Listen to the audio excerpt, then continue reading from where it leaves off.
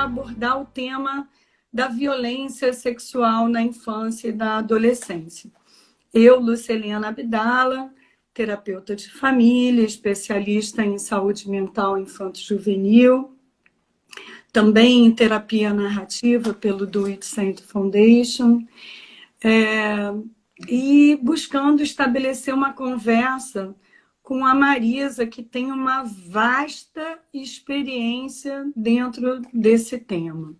Essa é a terceira entrevista de uma série de lives que contemplam o tema privilégios e que vai até o dia 28 de setembro. O objetivo dessas entrevistas é promover a informação e reflexão sobre os diversos eixos temáticos que abrange a questão dos privilégios e dos impactos sociais que tanto influenciam nossas vidas. Marisa, gente, para quem não a conhece, ela é formada como assistente social pela UERJ, mestre em serviço social pela UFRJ, fundadora do Movimento de Mulheres em São Gonçalo, coordenadora do NEACA e do NACA de São Gonçalo e pesquisadora na área de direitos humanos. Outra atividade de muito reconhecimento que Marisa desenvolveu foi de ter fundado e coordenado o Centro de Referência, quer dizer, ela esteve na coordenação desde a fundação do Centro de Referência para Mulheres na UFRJ, até o mês passado. É isso, Marisa? Exato, Lúcia. Eu trabalho com essa temática há muitos anos. Eu comecei em 1988, quando eu era assistente social de uma delegacia de polícia, e desde então venho procurado superar os desafios que é garantir uma rede protetiva a todas as crianças, adolescentes e mulheres que, infelizmente, tiveram as vidas marcadas por violências domésticas e sexuais. E até mês passado eu fui coordenadora do Centro de Referência para Mulheres da Universidade Federal do Rio de Janeiro, local, né, que eu tenho aqui muito orgulho para dizer.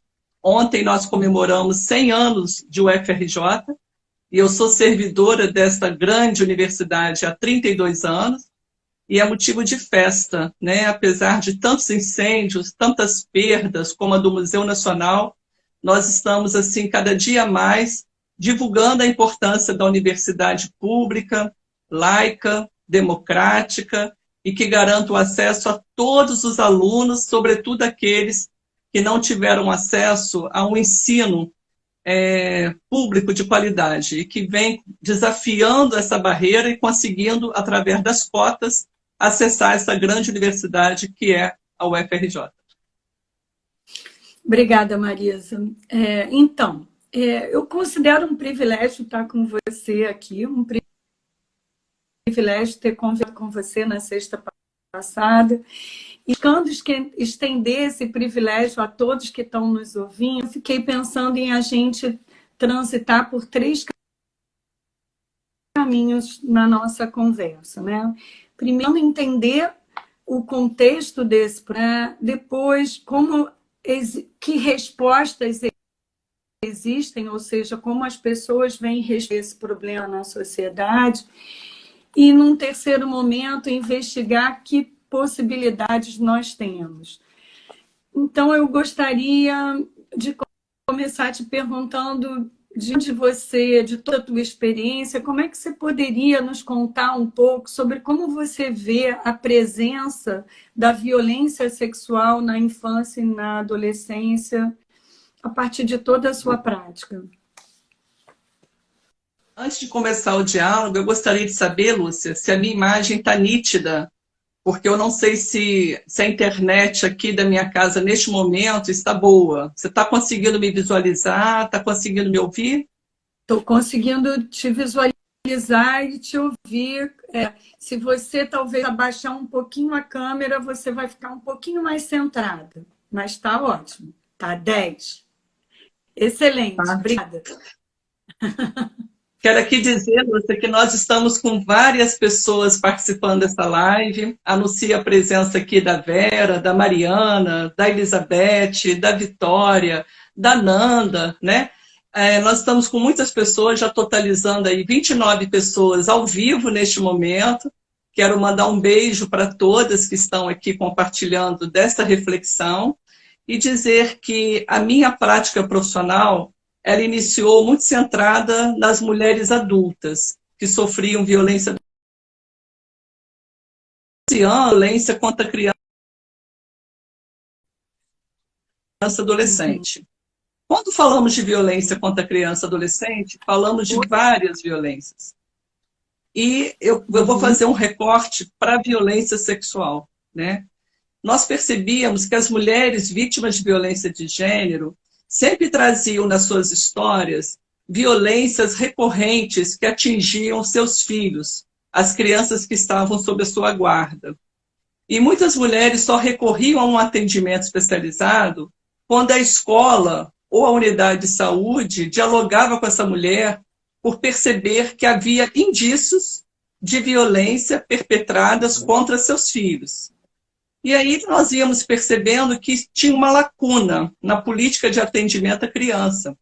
Porque embora tenhamos o Estatuto da Criança e do Adolescente há 30 anos, e desde então conseguimos implantar no Brasil os conselhos tutelares e os conselhos municipais de defesa dos direitos da criança e do adolescente, e muitas alterações foram feitas no marco legal, no marco normativo, né, que protege a criança e o adolescente, constatamos que existem ausências das políticas públicas, lacunas, melhor dizendo, que faltava e que era essencial que nós assegurássemos um atendimento especializado, com uma escuta sensível, qualificada, empática, para todos os casos que chegassem no centro de atendimento à mulher e já tinham impactado a vida das crianças e adolescentes. Foi então que em São Gonçalo nós criamos, há 14 anos atrás, o Núcleo Especial de Atendimento à Criança e ao Adolescente, vítimas de violência doméstica e sexual. O NEAC é um projeto autoral, ele se espelhou nessa realidade dura de saber que muitas das vezes a criança ela faz uma via crucis, né? Quer ser atendida pelo Conselho Tutelar, muitas das vezes na delegacia de polícia, outras situações chegam ao Ministério Público da Infância e da Juventude, depois ela tem que repetir essa história no CREAS, que é o Centro de Referência Especializado de Assistência Social, que integra a política de assistência social, e muitas das vezes na própria escola. Então esse cansaço, essa via crucis, fazia com que muitas das vezes a criança não quisesse mais falar desse assunto, ou até passava a negar a existência da violência. Porque se ela tem que repetir tantas vezes, significa que as pessoas não estão acreditando nela. Foi então que nós fundamos o NEACA e temos conseguido dialogar com a rede protetiva do município de São Gonçalo para que seja um equipamento especializado, com uma equipe interdisciplinar, composta por psicopedagogos, educadores sociais, psicólogos, assistentes sociais e advogados, que procurasse numa forma assim, sistêmica, numa escuta que visse a criança como ser integral, e não pelo fragmento, ou não somente pela violência que foi notificada, para que de fato adquirisse a confiabilidade da criança para o estabelecimento de vínculos terapêuticos. E a partir dessa confiança e no tempo da criança, começamos a fazer todo esse trabalho de escuta para que ela pudesse dizer o que de fato estava impactando e que estava gerando todo aquele constrangimento, medo, receio de estar naquele ambiente familiar, para que ela pudesse falar do que de fato estava acontecendo. Então, o NEACA, ele hoje é uma política pública, ele integra a política pública municipal de São Gonçalo, mas mesmo tendo o NEACA, nós constatamos a ausência de um outro serviço que seria anterior ao NEACA, que são os NACAs, que são os Núcleos de Atendimento à Criança e ao Adolescente vítimas de violência doméstica, que integra a Fundação para a Infância e Adolescência, é um programa governamental executado por algumas entidades do terceiro setor. e o Movimento de Mulheres São Gonçalo, que é a entidade que eu aqui represento, é um dos executores desta política estadual e coordena o NACA Niterói e o NACA São Gonçalo. Então, o meu contato direto com a questão da violência infanto-juvenil se deu há 30 anos atrás, mas a minha dedicação maior, ela tem se dado de 14 anos para cá, desde que o NEACA foi fundado no ano de 2006. Nossa, obrigada pela sua belíssima explanação. Eu fico pensando se não seria interessante você compartilhar conosco, né, com todas as pessoas que estão nos ouvindo, quais são, se é possível identificar as condições de vida que convidam a violência para se estabelecer nas relações, né? Então, assim, você está narrando, né, e escutas muito significativas. Você consegue identificar essas condições de vida mais frequentes que levam a violência a se fazer presente nas relações, Marisa? Pela minha experiência, né, eu posso já dizer que a grande motivação para a ocorrência de violências contra crianças e adolescentes está muito centrada no patriarcalismo, na nossa formação sociohistórica cultural. Nós fomos moldados e reproduzimos uma cultura patriarcal, adultocêntrica, onde crianças e adolescentes não são respeitados e muitas das vezes não têm voz e vez. O adulto quer resolver tudo por ele e desacredita, gera um descrédito na palavra da própria criança, e ao mesmo tempo que nós temos uma sociedade muito racista e homofóbica. Essas motivações reproduzidas geração a geração têm muitas das vezes naturalizado práticas abusivas como se a família brasileira fosse detentora de poder e pudesse violar o direito à privacidade, o direito ao dizer sim, ao dizer não, o direito da criança de ser criança. E muitas das vezes os adultos utilizam essa criança como se um objeto fosse dentro de uma cultura de satisfação da lascívia do próprio adulto, onde ele não vê uma criança, ele vê um corpo que ele pode se sentir proprietário deste corpo, invadindo do direito dessa criança de se manifestar de forma livre do que ela quer ou não quer fazer. E, apesar de termos uma normativa legal que protege a criança enquanto sujeito de direitos, nós temos uma prática que ainda é usual, que muitos acreditam que a criança pertence à família. E desde a Constituição Federal, a criança brasileira é um ser em desenvolvimento, onde família, Estado e sociedade são copartícipes no campo da proteção. Tanto é que se espera que qualquer pessoa que tenha conhecimento de qualquer suspeita de uma violência praticada contra a criança e o adolescente tenha o dever de notificar essa violência. Não é algo que você possa imaginar mais, eu vou adentrar no universo da família. Não, a criança é um ser em desenvolvimento. E se ela sozinha não pode fazer valer o teu direito, cabe a nós, sociedade, dar notícia de um fato supostamente violador, né, de uma violência que esteja ali acontecendo.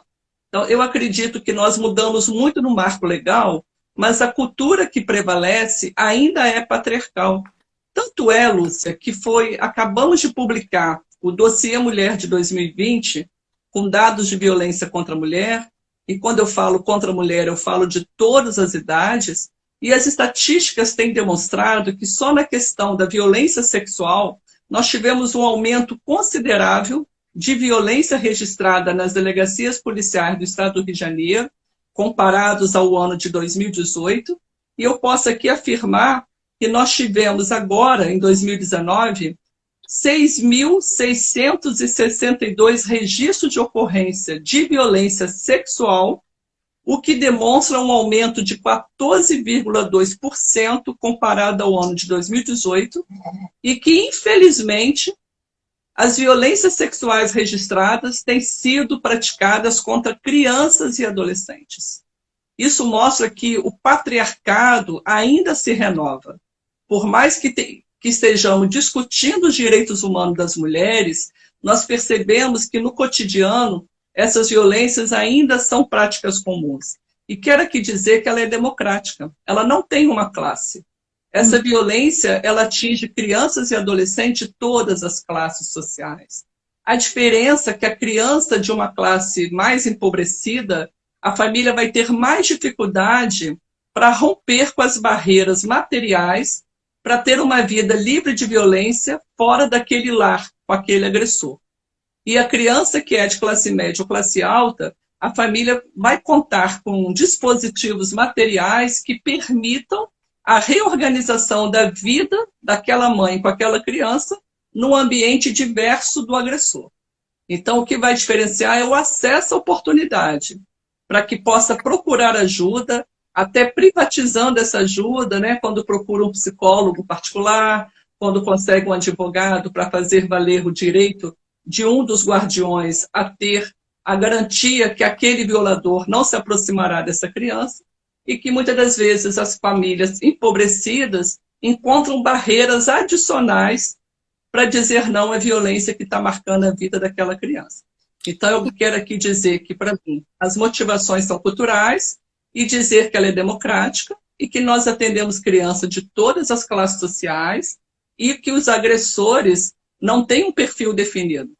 O que a gente percebe é que homens aceitos socialmente e no exercício de funções extremamente até importantes e de relevância pública também podem ser abusadores. O que nós devemos investir é na prevenção e numa educação não sexista, desde o momento que essa criança nasce, todos nós exercendo esse papel que é de prevenção e promoção de direitos a partir da escola, para que consigamos ter uma cultura em breve que não banalize a violência, sobretudo sexual, praticada contra uma criança. Então, tem uma pergunta aqui que parou aqui na nossa frente: como levar as famílias a perceberem como o poder patriarcal interfere em suas relações? Eu queria que você falasse um pouquinho também, na verdade, sobre como você orienta as famílias ou orienta os professores a perceberem que uma criança ou um adolescente pode estar em sofrimento por conta de um abuso sexual. Eu acho que esses indicadores comportamentais, eles são muito valiosos. Como é que é isso para você? Como é que o pessoal que trabalha com você tem essa observação? Eu quero primeiro comentar a pergunta, né, que me foi feita sobre o poder patriarcal. O poder patriarcal, como que a gente pode fazer para poder mudar essa cultura, né? Eu terminei agora um projeto de crianças que foi realizado nas escolas públicas municipais do município de Itaboraí e Maricá. Foi um projeto que aconteceu durante 30 meses. E nós fizemos um investimento grande de escuta com os educadores, com os profissionais de educação, não somente professores, mas com todos os profissionais de educação, para que conseguíssemos refletir como que a escola pode localizar uma criança em sofrimento, seja psicológico, seja físico, e que muitas das vezes essa criança vai pedir socorro e vai dizer da sua forma que algo não caminha bem na sua vida privada. E a partir desse trabalho, nós começamos oficinas sociopedagógicas com crianças pequeninas da educação infantil, discutindo com elas o que é um toque bom, o que é um toque ruim. É muito importante que os profissionais de educação consigam discutir educação sexual nas escolas. Quando a família brasileira, em nome de um discurso tradicionalista, de respeito à liberdade da família, de educar os seus filhos como bem entender, a gente sabe que, ao dificultar o acesso à informação, você aumenta a vulnerabilidade dessa criança, porque ela sequer conhece os nomes do seu próprio corpo. Então, ela sente uma prática abusiva, ela percebe que aquilo causa o constrangimento, porém, ela não se sente segura para falar para alguém de confiança dela, seja professora ou seja uma pessoa da sua família, que ela está sendo manipulada e que está sendo alvo do desejo de alguém e que aquilo está gerando sofrimento para ela. Então, quanto mais tivermos dificuldade para entrar na temática da educação sexual, quanto mais ficarmos mascarando uma realidade que é humana, que é discutir, junto com os seres humanos, a questão do seu corpo e quais são os nomes, né, dos seus órgãos, dos fragmentos, do seu corpo em si, você com certeza aumenta a vulnerabilidade dessa criança e vai fazer com que ela tenha vergonha daquilo que ela está sendo vítima. Pior ainda, ela vai se sentir culpada pela violência sofrida. Então, eu acredito que para desconstruir uma cultura patriarcal, nós devemos discutir de forma ampla campanhas de prevenção que demonstre que não é digno alguém, um homem, dominar uma mulher, não é digno um adulto desrespeitar uma criança, não é digno você dizer para uma criança que ela está mentindo. É muito raro uma criança mentir. E ela só faz isso quando se percebe acuada e que a família e a sociedade valoriza a mentira ao invés da verdade. Porque quando nós criamos uma criança e procuramos ter um padrão comportamental pautado na verdade, pautado no respeito, essa criança ela vai ter isso como referência. As crianças têm as pessoas ao seu redor como referências comportamentais. Então, acredito que as escolas, as igrejas, né, a sociedade em geral, tem que investir muito na desconstrução dessa divisão de papéis sociais, como se culturalmente fossem naturalizados como femininos e masculinos. Não existe mais campo para isso. Nós estamos aí próximos ao Dia das Crianças. Momento importante para que as famílias deixem as crianças escolherem os seus brinquedos. E não levar uma criança numa loja de brinquedo, numa ala denominada feminina, onde o rosa prepondera, e os brinquedos destinados às meninas ainda permanecem sendo aqueles que incentivam a atividade doméstica, a brincadeira do lar, ao exercício da maternidade. E aos meninos ainda destinamos a brincadeira de heróis, de guerra, de armas, de concorrência. Enquanto naturalizarmos essa desigualdade de gênero, nós estaremos reproduzindo e permitindo que as crianças achem natural ter desigualdade só pelo fato de ser homem ou de ser mulher. E acredito que, além disso, precisamos escutar os professores com muito respeito. Educação, porque eu acredito que pela educação.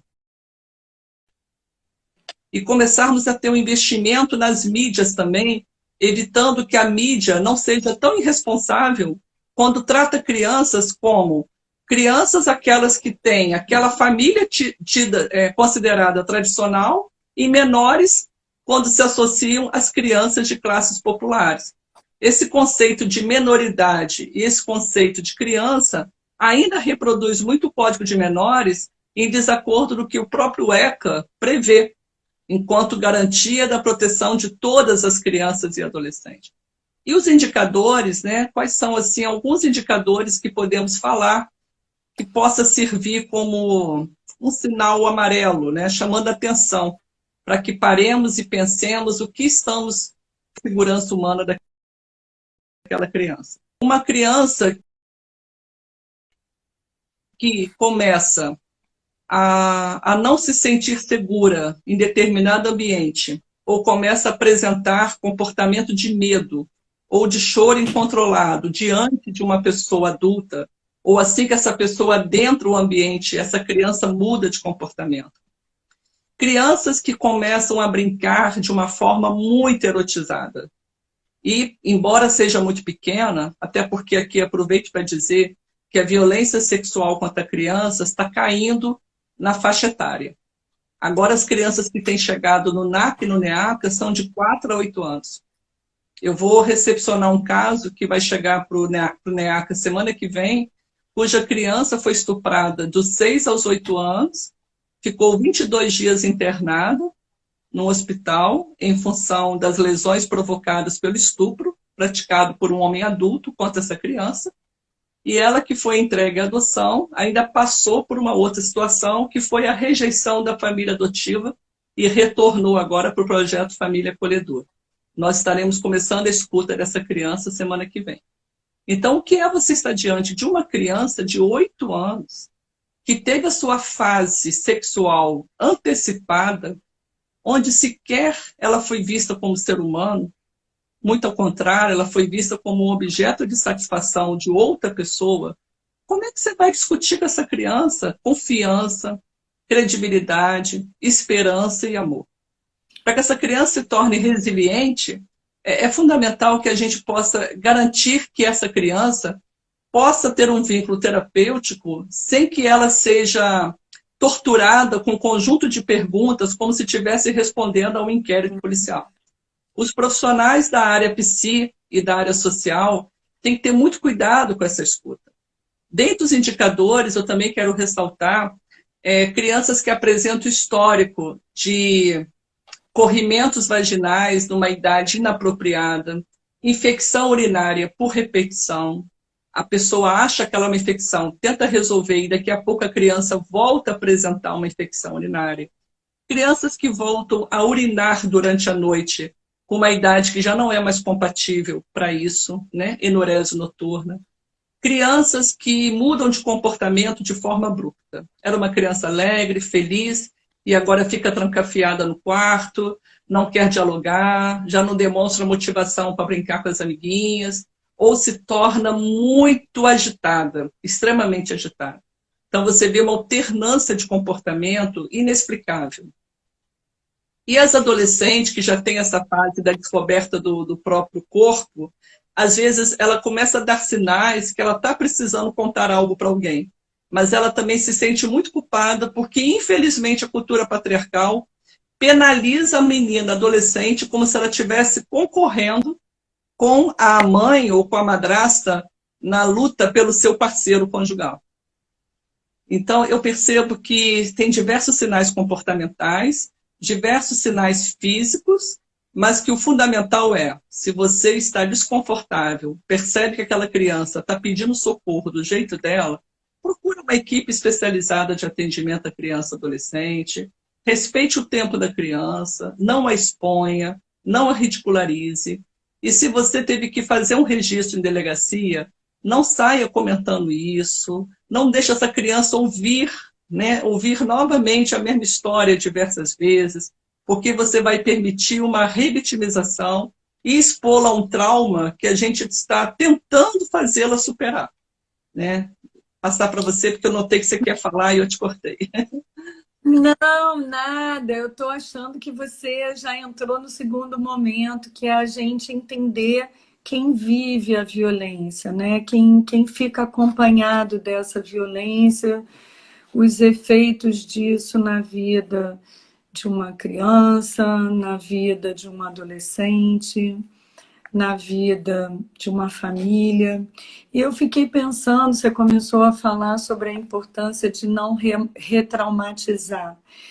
Como é que normalmente é feita a assistência? Como é que essas crianças ou esses adolescentes são recebidos, acolhidos? Você falou a palavra o acolhimento. Como é que vocês procedem em relação à própria família, né? Como é que vocês convidam essa família, que eu acho que é importante. Uma outra questão que ficou muito forte quando você falou da confiança é que valores são investigados, né? São abordados, que existem dentro desse contexto. Vocês sondam os valores dessa família, os valores dessa criança? Como é que é isso, né? Fiquei muito curiosa, acho que as pessoas gostariam muito de ouvir sobre isso também. Estou aqui vendo que a Shirley Vitorino, que é uma professora maravilhosa aqui da Rede São Gonçalo, está participando da nossa live. Manda um beijo. Shirley é uma feminista convicta, que aborda muito a questão racial e do gênero em todas as palestras que realiza, e me sinto muito feliz de saber que ela está prestigiando tanto eu quanto a Lúcia. Eu quero dizer, primeiramente, antes de entrar na pergunta, Lúcia, que embora a Constituição Federal preveja que a família brasileira é diversa, é heterogênea, que ela tem vários arranjos sociais, a cultura que ainda prevalece é de tentar preservar aquela família monogâmica, aquela família branca, modelo família doriana, onde as pessoas idealizam um perfil de família que não retrata o que nós temos no dia a dia. Eu não gosto do termo família desestruturada. Quando eu recebo um encaminhamento de uma família para o NEACA ou para o NACA, e que no relatório consta família desestruturada, eu paro aqui para refletir com todos. O que desestrutura uma família é a falta de afeto. O fato daquela criança estar morando com a avó, morando com a madrinha, morando com pais separados, ou em famílias extensas que foram reconstituídas, não é isso que traumatiza uma criança. Muitas das vezes, mulheres que sofrem violência de gênero, violências reiteradas, violências antigas, elas se negam a romper com este relacionamento abusivo em nome da criança. Só que ela não percebe o efeito nocivo desta permanência numa relação marcada por desrespeito. Uma criança que é educada num lar onde ela vê que pai e mãe estão discutindo, percebe normalmente a mãe, porque as mulheres estão mais vulneráveis à violência de gênero, e vê essa mãe sendo insultada, desrespeitada, difamada, agressões físicas. Às vezes a criança assiste violência sexual contra a mãe.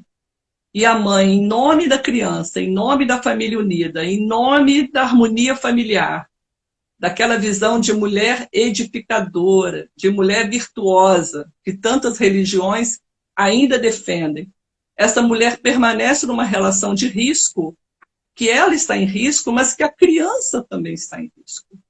E quando essa mulher vai perceber que as sequelas, que os agravos psicológicos estão impactando negativamente o desenvolvimento do seu filho, é nesse momento que ela tenta pedir ajuda e que ela chega num serviço especializado dizendo: meu filho está sofrendo, ou meu filho está sofrendo violência também. É só a partir do momento que ela sai da violência que ela sofre para a violência que o filho está sendo acometido, está sendo desrespeitado, é que ela pede ajuda. Então eu quero dizer a todos vocês que o que estrutura uma família é o afeto. Então, primeira pergunta: a sua criança está num lar de afeto? A sua criança está sendo respeitada no seu desejo? Ela tem livre expressão? Ou você ainda reproduz a cultura do disciplinamento pela violência moral, psicológica e física contra o seu filho? Muitas das vezes, em nome da permanência de uma aparência social, para ter a aprovação de uma sociedade que, me desculpa dizer, muitas das vezes é hipócrita, essa mulher abre mão de uma vida saudável e vai dificultar a superação da violência que a criança algum dia sofreu.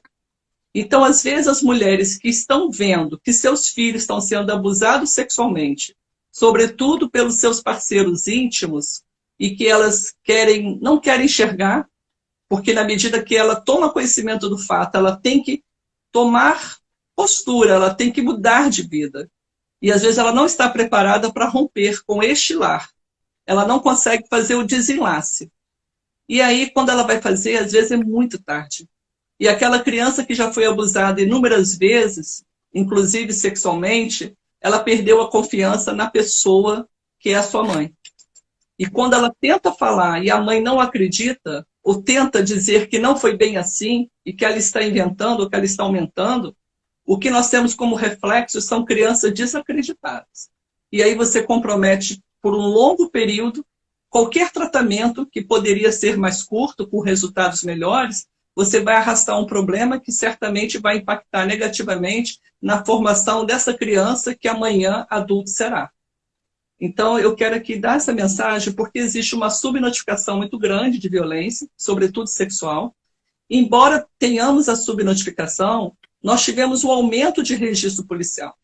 E eu tenho percebido um aumento no Disque 100, direitos humanos, administrado pelo governo federal, que funciona 24 horas e que, respeitando o sigilo da identificação da pessoa que notifica a violência, encaminha para o conselho tutelar mais próximo para que providências possam ser tomadas. Então, que as pessoas saibam que o conselheiro tutelar ele não é um agente da lei no sentido da criminalização. Ele é um protetor. Ele foi o conselheiro tutelar, ele foi, desde o do Estatuto da Criança, essa função de adolescente faz qualquer forma de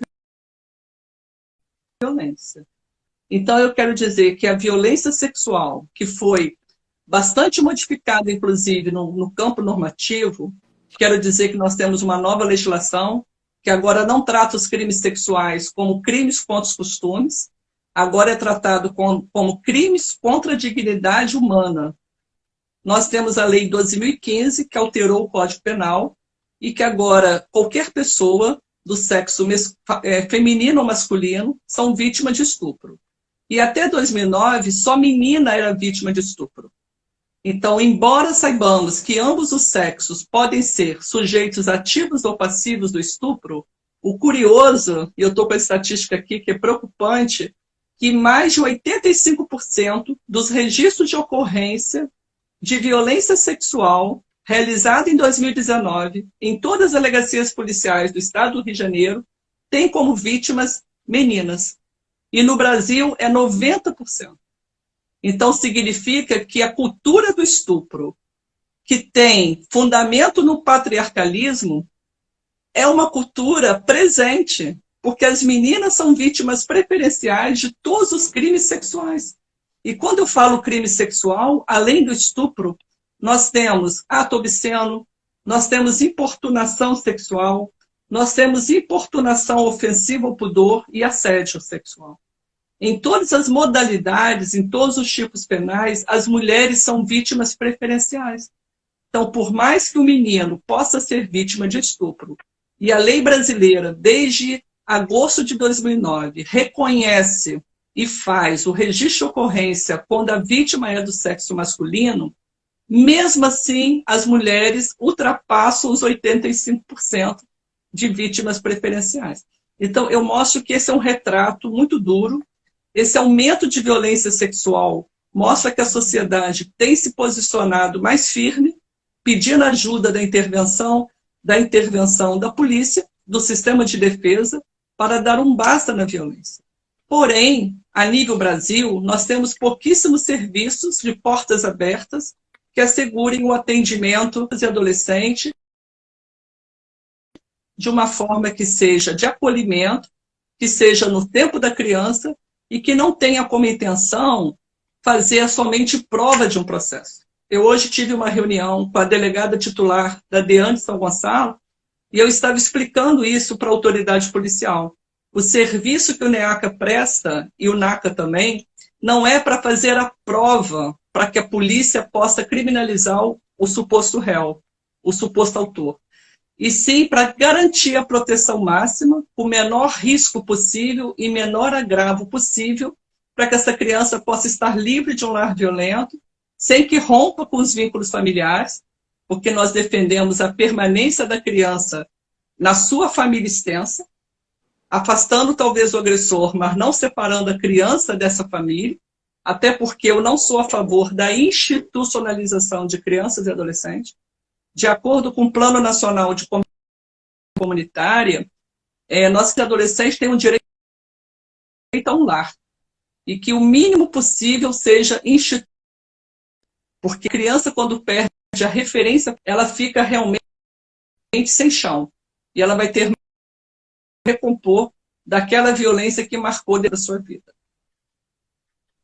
Então, eu queria saber se você está me vendo, porque você caiu para mim um pouquinho aí. Você está ok? A sua internet está um pouquinho instável.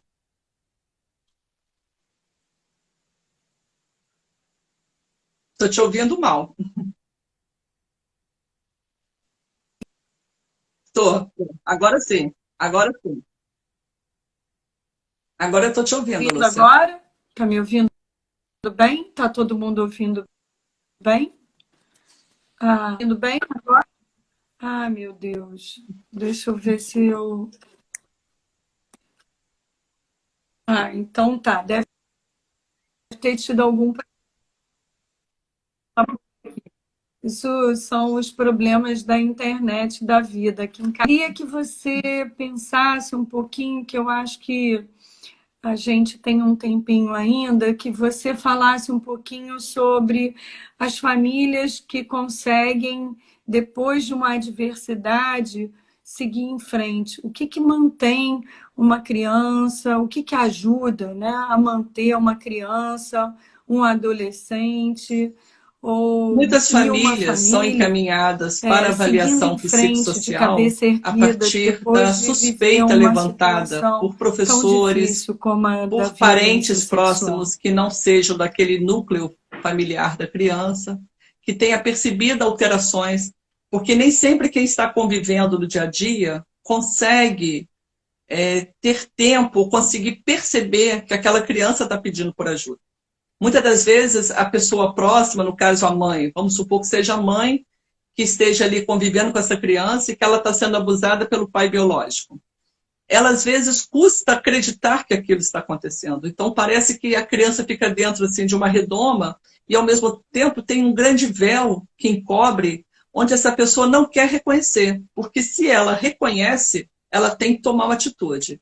Então, eu percebo que as pessoas em volta têm muito mais facilidade para perceber a mudança comportamental, a tristeza da criança, um comportamento mais sexualizado, ou essa criança começa a ter práticas que não são comuns para a faixa etária dela, ou quando é muito pequena, começa a levar objetos de forma assim, muito constante para os órgãos genitais ou para a boca, mas de uma forma que chama atenção, ou as brincadeiras sempre voltadas para o campo da sexualidade, e aí alguém chama atenção, essa mulher começa a ter que tomar uma atitude. Quando essa pessoa chega no movimento de mulheres, nós primeiro atendemos a família. A criança é encaminhada para uma sala de ludoterapia, para que através do brincar, ela possa se manifestar sem que haja nenhuma pergunta dirigida à criança. Os profissionais de educação que nós temos, as pedagogas, elas são orientadas para brincar, onde ali ela vai ficar livre, num espaço bem lúdico, onde essa criança ela vai se engajar no atendimento para que ela goste de estar ali. Até porque ela já passou por várias instituições. Então, nós temos que encantar a criança. E ao começar o atendimento com os familiares adultos, que é iniciado pela assistente social e acompanhado pela psicóloga daquele caso, nós procuramos informar qual é o protocolo de atendimento e que terá uma dupla de assistente social e psicólogo que, a partir daquela data, vai acompanhar a família. Só iremos começar a atender a criança quando ela já se considera inserida nesse trabalho iniciado pelo setor de educação, e a psicóloga vai até o setor de educação e, aos poucos, vai trazendo essa criança para um atendimento individualizado. E aí, cada uma terá seu tempo. Quem trabalha com violência sabe que é um fenômeno multicausal e é muito complexo. Não podemos desprezar os aspectos geracionais, a questão de ordem racial e étnica, a questão da livre orientação sexual, e entendendo que cada família é singular. A partir desse estudo de caso, onde depois discutimos em equipe, é que vamos estabelecer o início do atendimento terapêutico à criança. Mas não desprezaremos o acompanhamento psicológico aos demais integrantes da família. A nossa equipe hoje é composta por 46 profissionais e nós procuramos atender não só a criança principal, como os irmãos também. Então, todos são convidados para esse acompanhamento. Eu não acredito, Lúcia, que a gente consiga êxito em casos de violência sexual intrafamiliar quando somente a criança é inserida no acompanhamento psicológico. Você, como psicóloga, por exemplo, pode receber no seu consultório um encaminhamento de uma criança que supostamente foi abusada, mas se você não tiver escuta dessa dinâmica familiar, você vai deslocar sua atenção para uma criança enquanto ela é vítima de um processo. E é fundamental que todos que estejam ali, integrando essa família, possa ser escutada e que intervenções profissionais possam ser feitas de forma que a família entenda que vai ter que mudar é o comportamento em relação à criança. E eu percebo que muitos municípios que não dispõem de NACA nem NEACA se limitam a encaminhar para o CAPS, aliás, para o CAPSI, que é a Unidade de Saúde Mental destinada ao acompanhamento de crianças e adolescentes. E lá no CAPSI vão atender a criança. Então você vai deslocar o teu foco para a criança. Só que o problema está onde? Na família. São práticas abusivas realizadas por adultos que se aproveitam da relação de dominação, subjugam uma criança a partir do seu desejo, sobretudo sexual, e onde essa criança é coisificada. A relação que se estabelece é de objeto e é de propriedade. E quando vamos discutir violência de gênero, sabemos que o que faz um homem matar uma mulher não é só o fato da condição de mulher, mas é o sentimento de frustração quando perdeu a posse do seu objeto. Normalmente os homens, quando matam as mulheres, é porque eles não conseguem sobreviver com o sentimento de perda do seu objeto, que é aquela mulher. E quando uma criança tem seu corpo invadido, e essa criança é tocada, essa criança é manipulada, essa criança é vítima do sexting, ela é exposta na rede de internet, a sua imagem é produzida de forma a torná-la um objeto de satisfação do outro, essa criança ela vai carregar em si muito medo de ser culpabilizada. A última reunião que eu realizei antes da pandemia com os responsáveis pelas crianças pequenas, e que eu falei isso, vamos acreditar na criança, o que tinha de criança cutucando a mãe e falando assim, viu mãe, acredita em mim. Porque as crianças falam. Nós é que não queremos entender o que a criança fala. Tem várias perguntas aí, ó. Marisa, muito obrigada. Olha só, deixa eu te dizer, a gente tem uma questão do tempo quando a gente faz live no Instagram. A gente tem até conversado sobre isso, a gente vai marcar de continuar essa história outro dia, essa conversa outro dia. E eu queria que você talvez falasse do teu lugar, né? O que faz você continuar nessa luta, né? Você estava falando de 14 anos, né, cuidando da questão da violência sexual na infância e na adolescente. O que te mantém inspirada? Ô, Lúcia, eu me pergunto isso todos os dias. Porque todos os casos mais complexos, um amanhã a equipe me procura. Amanhã eu terei uma reunião a manhã inteira com a equipe do NEACA, justamente para discutir casos complexos. Então, todos os casos mais graves recorrem à Marisa. Então, quem cuida da Marisa, né? E eu fico me perguntando, gente, algo eu tenho certeza, eu me indigno sempre. E acho que o que me motiva a permanecer nessa causa é justamente a certeza que estaremos libertando crianças de ambientes abusivos, fortalecendo essas mães para que não abram mão do direito a ter uma vida livre de violência, para que elas entendam que nós avançamos e que após tantos anos nós temos uma legislação denominada Lei Maria da Penha, que prevê medidas protetivas de urgência, que possibilita a retirada do agressor do lar, e nós temos conseguido isso com bastante êxito, que nós temos uma rede cada vez maior de apoio a essas mulheres que estão sofrendo violência de gênero, porque atrás de cada criança abusada, pode ter certeza que tem uma mulher sofrendo violência baseada no gênero. Só que as mulheres raramente procuram a rede para falar que sofreram violências sexuais. E muitas já sofreram na adolescência e tenta passar uma mensagem para as filhas quando sofrem, que elas também vão suportar.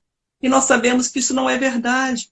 Então, o que me faz permanecer é a certeza que a gente pode e tem feito a diferença na vida de várias crianças e adolescentes. Hoje eu atendi uma no NACA que estava muito triste. Tentei dialogar com ela, ela não levantava o olhar.